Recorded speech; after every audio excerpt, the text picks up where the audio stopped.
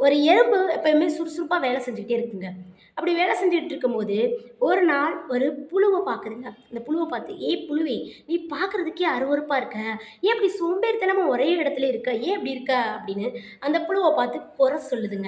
இந்த புழு அதெல்லாம் கண்டுக்கிறாம அதே இடத்துல இருக்குங்க.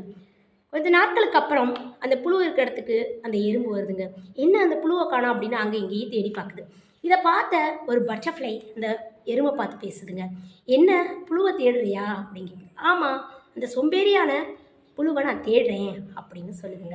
அதற்கு அந்த பட்டர்ஃப்ளை அதாவது பட்டாம்பூச்சி என்ன சொல்லுதுன்னா, "அந்த புழு தான் நான். அன்னைக்கு நீ என்னைய பார்த்து சோம்பேறின்னு சொன்ன. என்னைய பார்க்கறதுக்கு அருவருப்பா இருக்குன்னு நீ சொன்ன. ஆனா, நான் அந்த புழு ஸ்டேஜ்லேருந்து நான் இன்னைக்கு பட்டர்ஃப்ளையா மாறி நிக்கிறேன். உனக்கு மேல உயரத்தில பறந்து நிக்கிறேன். யாரோட நிலைமை வேணாலும், எப்ப வேணாலும் மாறலாம். அதனால யாரையும் நீ குறை சொல்லாத, தாழ்த்தி பேசாத. இன்னைக்கு நீ எனக்கு கீழ இருக்க பார்த்தியா?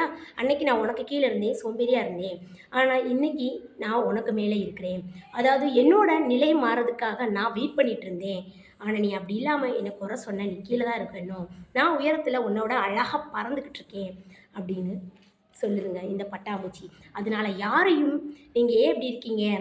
உங்களால முடியாது அப்படின்னு யாரையும் தாழ்த்தி பேசக்கூடாதுங்க. அவங்க நிலை எப்போ வேணாலும் மாறலாம் இந்த பட்டாம்பூச்சி போல அப்படின்னு சொல்லிட்டு இந்த ஸ்டோரிய நான் உங்களுக்கு ஷேர் பண்றேங்க. இந்த ஸ்டோரி பிடிச்சிருந்தா லைக் பண்ணுங்க, ஷேர் பண்ணுங்க, சப்ஸ்கிரைப் பண்ணுங்க. நன்றி, வணக்கம்.